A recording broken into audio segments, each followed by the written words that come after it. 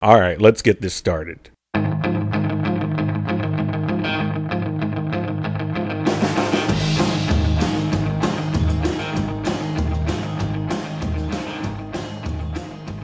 Hey everybody, Janzer here, and I'm going to be talking with NeoCrypter today.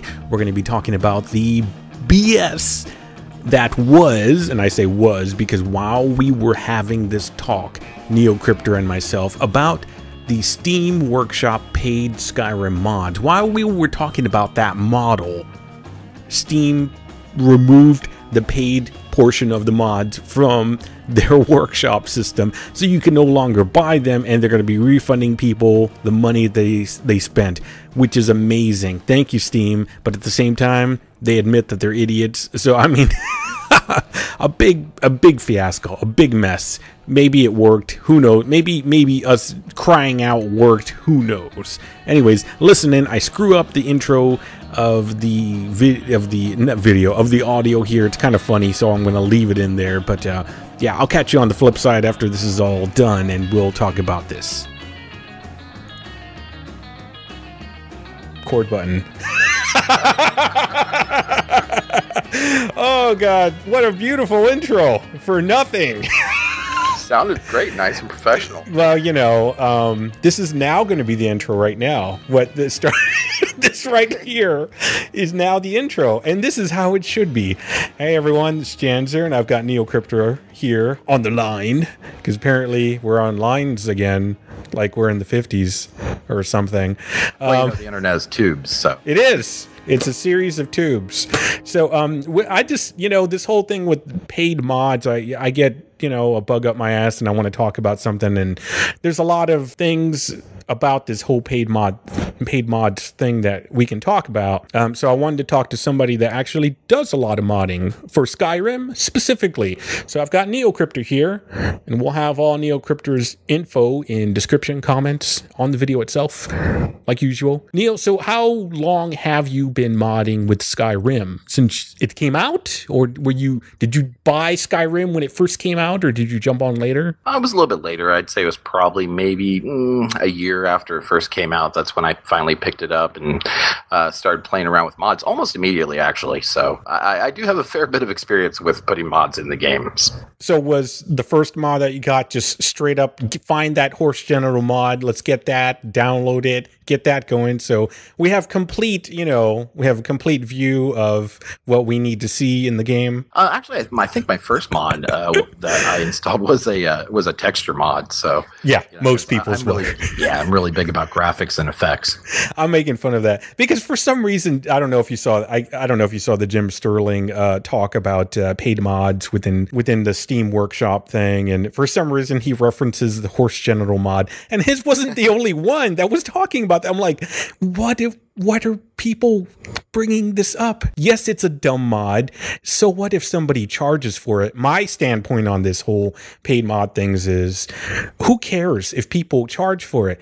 If gamers are smart enough, they're not going to buy a stupid horse genital mod. And if they really want horse genital mods, they're going to buy it. Let them decide, you know? What do you feel about that kind of stuff as far as like what some people would consider to be too stupid to charge for? Well, you know, it's one of those my standpoint on the whole situation really is, I believe that the mod authors put a lot of work into these things, and you know, they're definitely do their gratis, and you know, if somebody wants to kick them some money for it, then great, that's awesome, more power to them.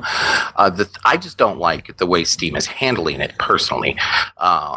But, you know, in general, it's not a bad idea. I mean, the Reddit communities and the Nexus communities, you know, they've always had the option to be able to send donations to the mod authors that accepted donations, things like that. But, you know, it's, I guess my fear is doing the whole paywall thing. Right. You don't want to block people off from content by having to have it charged for, whereas before it was something that you had the option to give back to that modder.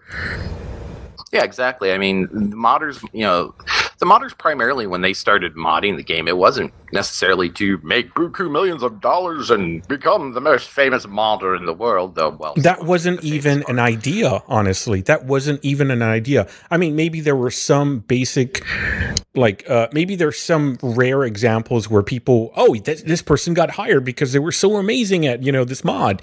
I've heard of those things. I've seen that happen. But yeah, you're right.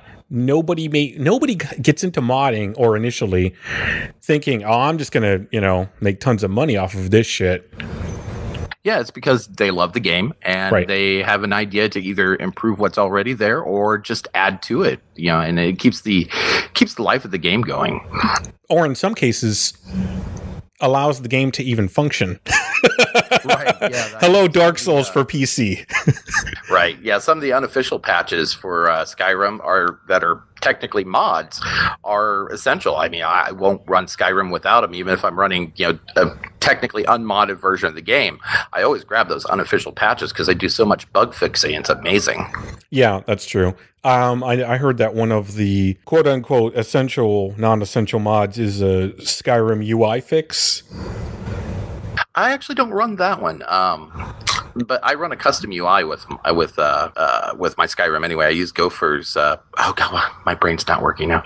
I use a combination of Sky UI and Gopher's immersive HUD, so it only fades in the elements that when they're required, when they're needed. Sky UI was the one I think they referenced in the video I was watching. So you're still kind of using something that they were referencing as like a kind of must-have mod, modified or not. I mean, the whole point is the original UI, you wanted the option to change more so than what was already embedded in the game. And this is where modders, they can step in and do this for us. Lovely, lovely bastards that they are. How about yourself? Have you done any modding for games in the past? Are you doing any modding? I've tinkered with it a little bit. I've never actually publicized any mods I've wrote because I'm too much of a perfectionist. I'm a code monkey by nature, so I'm always dabbling in code, but I'm never quite satisfied with what I've done, so I've never publicized it. You just got to put it out there, man. You just got to put it out there. No one that's all creative people, in my opinion, you're never going to be satisfied. You just got to say, that's the deadline. Boom, it's going out. And then let's see what people think about it. Because, okay, look at it this way. If I ever waited to put out a video that I thought was actually good, I would not have a fucking channel. I would not have a video out there. I would never put a video up because I'd be like, nope, sorry. That timing is wrong. My voice is wrong. My breathing was wrong. My everything. I can nitpick the hell out of my vids. And at some point, you just got to do it. It'd be cool to see some stuff, it'd be interesting. So what games were you working with? I've been working a lot with, recently, I've been working a lot with Minecraft. I've been thinking about a couple of ideas on mods. They're mods that have been for older versions of the game that have given me an idea that didn't make it into the newer versions, like the 1.7 through 1.8 version of Minecraft. And I've been thinking about working on, my own take on those, actually, because Java is something I know very well because I actually went to school for it a long time ago. Awesome. Yeah, it's a great language to actually have some knowledge of. Oh, yeah, it's very handy. I mean, the fact that it's cross-platform makes it great for all kinds of different things. Yeah, well, better get in there before they change Minecraft from Java, right? I think in the future they are, It'll probably end up being .NET. Oh, wow, yeah. I actually work with a little bit of .NET. I don't personally dig too much into it. We're on the top level, just some real basic templates and stuff like that. Well, regardless, I don't give a shit about that kind of talk right now.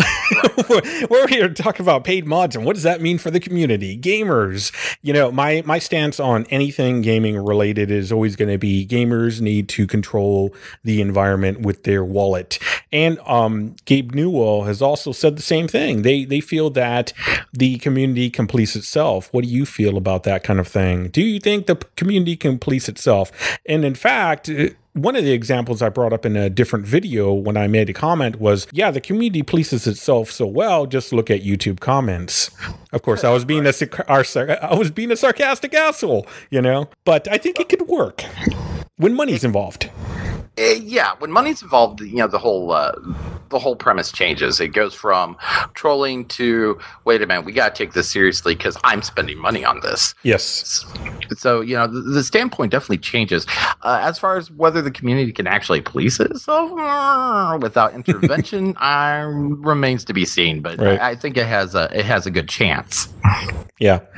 I'm generally open to the idea that gamers are intelligent enough, because the age range of gamers is not what it used to be. And it's always going to continually to be expanded, because gamers now, the more traditional kind of idea of gamers is really broken among a lot of different age ranges. You have people that, I mean, I know gamers that run channels that are, you know, in their 50s, late 50s at that, all the way down to, of course, you know, really young people doing young people, where you can tell where I belong in that age range. The young'uns, they've been making some YouTube channels. I'm just gonna pretend to be in the middle. Yeah, I don't, you know, I never really talk about how old I am, but I give hints here and there. It doesn't matter, you know. The point being that gamers are not just one. It's no longer one, like that 12-year-old, that 15-year-old, that 17-year-old that has no money or has all the money. However you want to look at it. Some people think that, you know, younger people don't have any money, but in all reality, they may have all the money to spend because they have nothing else to do with that money. I was gonna say I would definitely go with that route, because when I was younger, I had way more money than I do now. So. Yeah, way more expendable money to just blow. Exactly. Not only that, but it meant a lot less when you burned it all. Right. You know, the money could go away, and it was like, yeah, whatever. It's not a big deal. I had $500 yesterday. Yeah, I think I might be able to buy the soda pop now, but I'm not sure. Yeah, exactly. I feel that when money's involved, it definitely is a game changer. And I think one of the comments I left on another video was the fact that when money got involved with, and how it's going to get even more constricting with YouTube in regards to the new subscription model that's upcoming. It's definitely changed how people have over time decided they wanted to produce content for YouTube.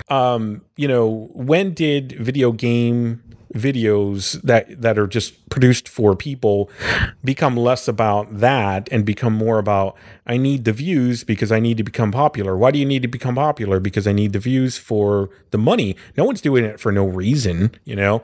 At some point it's going to be about money, you know. There's always that little threshold. It's like, wow, I'm actually making a lot of views. This is all clearly my own personal viewpoint in relation to the paid mods, and why I'm making that related, you know, comparison is because mods, when they're free, they have less behind them. You know, there's less vested. There's only the time of the modder itself and the interest of the core people that are interested in that mod that can chase it for years, in fact. But once money becomes involved, that's when you get all kinds of shenanigans, clearly. The same thing happens on YouTube. I'm making those comparisons because I'm active within YouTube, you know, creation. And I've also, you know, had a fair share of mods that I've downloaded in my day back in the day. Right. Yeah, when it comes to investment and, you know, all of a sudden realizing, hey, I can make money off this, right, it can actually swing one of two different ways depending on the person's mindset. It either becomes all about the money, right, and, you know, which in turn might get them more invested in keeping the mod or their channel updated more often. It's true. With, you know, fresh updates, content, etc., what have you. Or it could turn into them releasing a whole bunch of fluff and exactly just you know, trying to get as much money as they can. I mean, my personal standpoint as a YouTuber is, you know, I do this primarily because I like doing it. If I make money off of it, awesome. That's a cool little perk. But, you know, then again, I don't make a bunch of money off of YouTube. I'm a small channel. So, you know, will that change if that ever changes the small channel turning into the large channel? I don't know, honestly, how that would affect me, because I've always done this because, well, this is something I like to do. Right. Exactly. And that's why in my mind, I feel that there's always a threshold, because I think it's true. Even for myself, there's always a threshold of like, it doesn't matter how many views this video gets. It doesn't matter if it gets, you know, that's fine and dandy and everything. But then the taste of, you know, what can be can help to push a person to start, you know, maybe making videos for the sake of making them templated. The same thing with the paid content, the paid mods, where you hear about people taking other mods that are already created and just technically kind of rebranding them and then putting them out there again. Hence, I don't know if you heard, but there's a 7-day ban on getting on any purchases within Steam right now if you get a refund on a mod. Because they don't want... No, I had not. Yeah, they don't want people... Apparently, they were already getting this issue of people downloading the mod, you know, getting a refund, but they still have the damn mod. And so they were re-uploading it again and putting it for sale. Man, that's yeah. I saw that coming. I really did see that coming. Yeah. But it also reminds me of some of the spiderwebbing intricacies of the mod creation world, you know, the community, because there's a lot of libraries and other things that people have based their mods off of. Like, exactly. Finn's new idol system, which is a whole animation system for the game. I know there's more than a handful of mods out there that use it. So, you know, that's one of those who gets the revenue from that. I mean, exactly. Is Steam set up to be able to split between Finn and Modder X? Yep, and that question came up too. I was reading a bunch of articles. I don't just, you know, shady shit. But in my mind, I look at any of those practices, anything that you can read about if you just go out there and start looking at articles about this right now, any of these practices, I'm like, yeah, this is normal, real world stuff that has been going on as long as you could sell things. You know? Right, exactly. Oh, but man. The whole way this thing has been playing out, though, is just interesting because, yeah, I've seen people yank their mods completely off of the Nexus to exclusively host them, or, you know, exclusively host newer versions of the mod at the very least. On their own host, on their own server? No. For to host through Steam, the workshop. Oh, I see. They paid for it. Right. And then on the other side, I've seen people pull their stuff from Steam to only host on the Nexus, which the ironic thing there is Dark One, which is the guy that runs the Nexus. He let us all know recently that Steam has contacted the Nexus about becoming a service provider. Yes. So it was part of that AMA that I was talking about that Gabe Newell had with on Reddit. Yep. Yeah, so that's just it's just so interesting watching how this is transpiring. I mean, I don't follow Reddit that closely. There was one thread in particular, though, when this whole thing started going down that I was following, and just the comments were just uneducated. Right. Well, no. Yeah. Without invoking the wrath of Reddit, let's stop you right there. I don't follow Reddit. I don't follow Reddit at all, and I have definitely said I don't follow it. I don't want to participate in it. I don't give a shit if they care about whatever I say or not, because they wouldn't. First off, unless someone got a bug up their ass, which that never happens on Reddit. Right. So, anyways, the reason why I found out about that was just I was going through articles on my phone app. Because I get a news thing, and I was reading all these gaming articles, and I saw people talking about the Gabe Newell thing.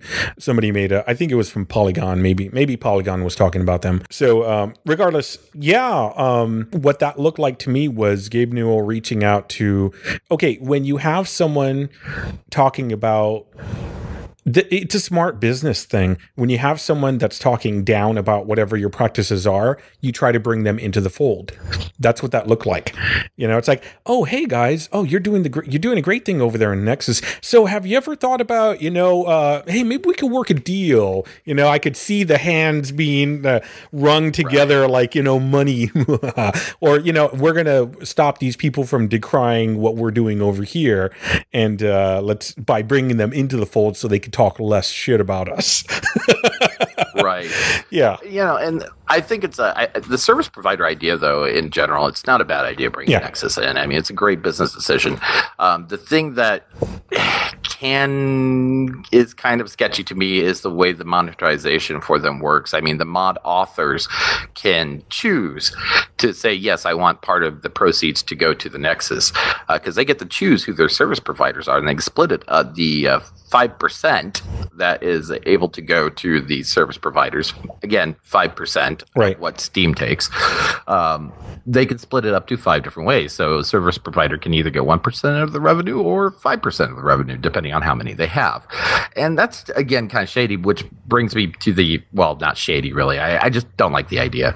It could be different. But the thing that really bothers me the most about it is the way the monetization is working with it is the mod authors only get 25%. Sure, I can see Bethesda taking, a good majority of that. I mean, 45, I believe they're taking 45% of the revenue from the mod. Which, to clarify, Gabe Newell has said that is and was set by the developer, and that's the reason why it's that way. It actually could not be, it doesn't have to be that way, but that's how they set that up, Bethesda specifically. So that was news nobody really knew about. And everybody was like ganging up on Steam saying, oh, why are you giving the mod author? So it's like, well, we actually are only taking our 25% and everything else is set by the developer. See, that's not exactly what I was reading. I read that, Bethesda's taking 45% of the proceeds, which, it's their IP rights. I mean, none of these mods would exist without their game, and I don't see a problem with that. Yeah. What I was seeing was that Steam was taking 30%. And that's where it's like Steam, the only thing they're really doing is they're hosting it. Mm-hmm. I mean, yeah, there may be some extra what's the word I'm looking for here? Publicity, I guess, from Steam for that specific mod. It'll show up on the pages and whatnot, but it was already doing that, and it's already done that over on Nexus. And there's a plethora of YouTubers out there who do mod reviews, so they're getting the publicity for their mod already. Right. So what it boils down to is Steam hosting and taking 30% of the revenue for that. Right. It's the percentage for, it's the, well, you're using our services, so we're going to charge you something. So they're taking a little bit too big of that pie, a little bit too big of a piece of that pie, basically, is what you're saying. Right, exactly. Yeah. I mean, for example, like one of my favorite mod authors, I use quite a few of his mods, is Chesko. I mean, Frostfall. That's kind of a big feature of my current playthrough is, is Frostfall by him. I would gladly give him money for that mod. It's a great mod, but it's just at this point, if he wanted money for it, I'd rather go, hey, dude, what's your PayPal? I'd rather you get more money than than Valve. But there is a donate option on Nexus, right? Yeah, and that just popped up within the past, I don't know, I want to say 6 months. Now, when you download a mod from Nexus, it gives you the option of donating, which is awesome. I was really happy when I saw them implement that. Now, I've read two things about that. I read that the donation portion of it was actually on the author's page, and it wasn't like next to the mod, but they just within either today or yesterday moved that donation to the same area where you would, I think, either download or share. I'd have to go back and read exactly, but basically it's very much more apparent versus before it was within the author's, like, I guess, bio section or something like that. Can you confirm that? Yeah, there's always been, if the mod author wanted a donation or be able to accept donations, there's always been a spot on their pages where you could, donate to them. It's always been a little obscure. But I think it wasn't today or within the past couple of days that they implemented the new system, because I remember seeing it at the very least a couple of weeks ago, where when you download a mod from the Nexus, it brings up a little pop-up saying, if there's any requirements that mod specifically needs, et cetera, and then continue to download. Well, on that page, there is now a PayPal button that says donate to the mod author. Yeah. So once again, me reading some information that came from Reddit, why would it be wrong? Right. And this is why, I was looking through this stuff, and we were talking on Twitter earlier today, just so everybody knows, because all 5 of the people that generally listen to whatever I say on my channel, I just want to let them be informed that we were chatting on Twitter. So that's all 4 of the people, because you were one of the other people that watch my stuff. So regardless, I was like, okay, you're clearly more informed than some of the, like I said, I was even listening to Jim Sterling or whatever, and some of the people within his comments were saying like, yeah, Jim, you kind of jumped the gun on this one. Steam's already changed some of this, some of that, blah, blah, blah. I still stand by what Sterling does. I don't know if you actually listen to his stuff. I can't say that I do, actually. Yeah, he's an interesting dude. He definitely likes to tear shit down. Who in the internet apparently doesn't? But he's somebody tearing stuff apart and dissecting it. Yeah. Who's being critical? What? We're not all critics here. Of course we are. Yeah, but I think he's decently fair, and also most of the stuff that he does cover is usually absolute trash, and it deserves to be shown. Like, wow, what is this doing? Why are you doing this? Please stop, that kind of stuff. So, yeah, I listened to his video a few times. I generally do listen to his stuff just to get a kind of a test of, like, litmus test of where things are on this subject and read the comments and whatnot.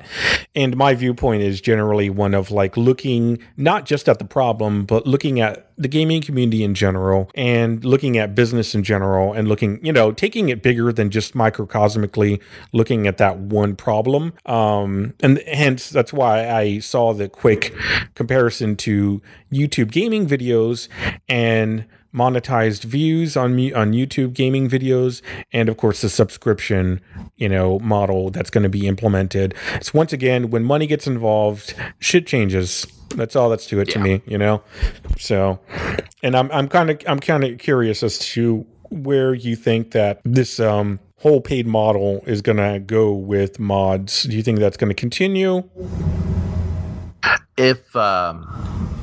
If it's successfully implemented and with the Skyrim, Bethesda, especially since Bethesda is a very well-known author. I mean, who hasn't heard of the Elder Scrolls series? That's a gamer, right? Or the Fallout series, etc. If it's implemented well, then I can see a lot of other publishers giving Steam the go-ahead to do that for their stuff as well, or for that matter, setting up their own independent sites where mod authors can upload stuff and you deal directly with the publisher. That would be interesting. That would be interesting if they just handled it themselves instead of allowing Steam to kind of steamroll everybody into their system, which is what some people were worried about with Nexus. And you said so yourself. Some people were taking their stuff down because they didn't want to be left out of the paid model, Mm-hmm. Yeah. Yeah, it's just been interesting to kind of see how this is unfolding. I mean, right now I was trying to browse on Steam for some of the paid mods, and I can't find them right now, so I don't know exactly what's going on.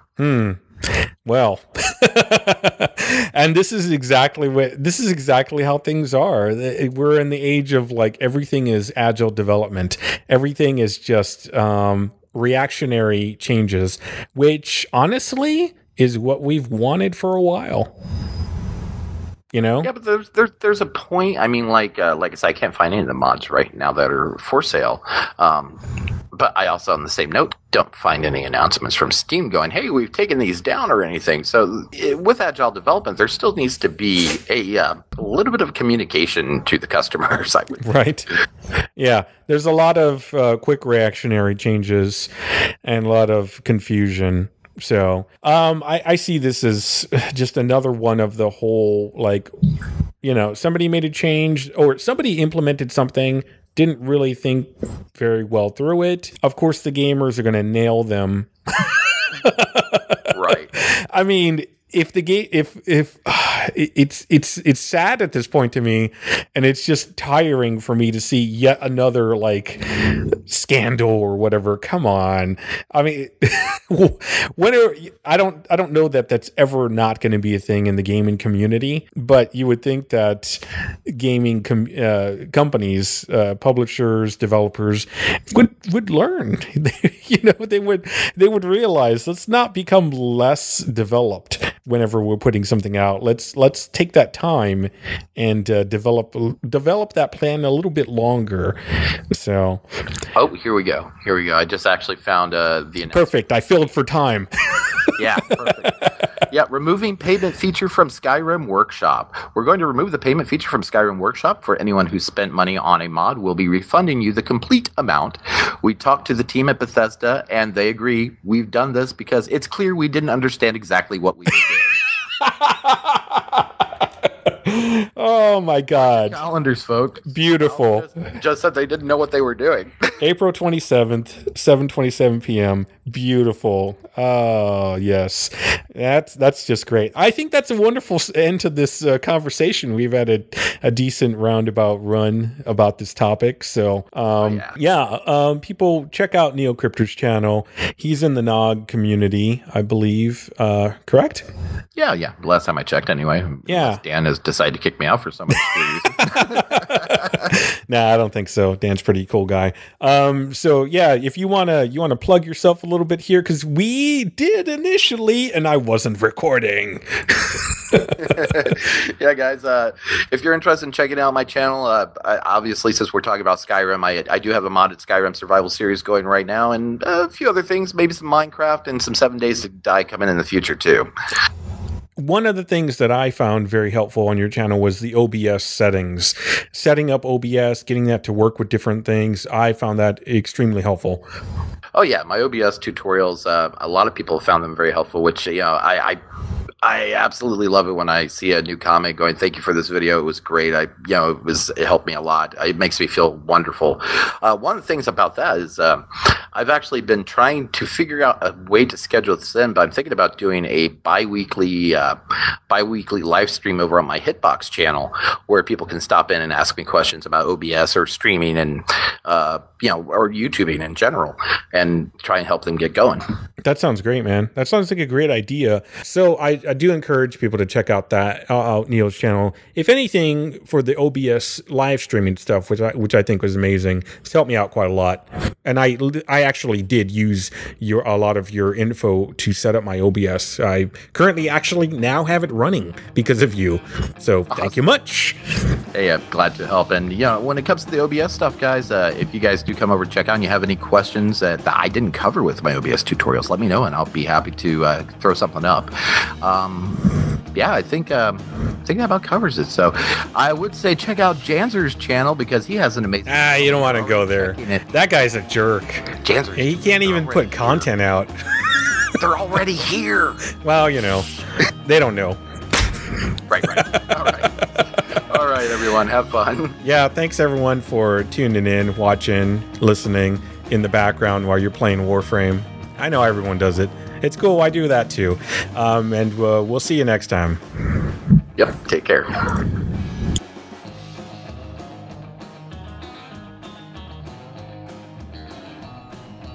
Okay, that's it. That's everything I got there with NeoCrypter. I encourage you all to go check out his stuff if you have not. If anything, I found the OBS settings to be very helpful. It also shows you how to set up a framework for your videos. If you're streaming on Twitch or on Hitbox, he's very much a Hitbox person. He said the performance between Twitch, YouTube, and Hitbox, the best he got was Hitbox. So I might be checking that out myself. I've got an account over there. I've just never used it. Thanks, y'all, for listening while you're playing video games, and we'll see you around.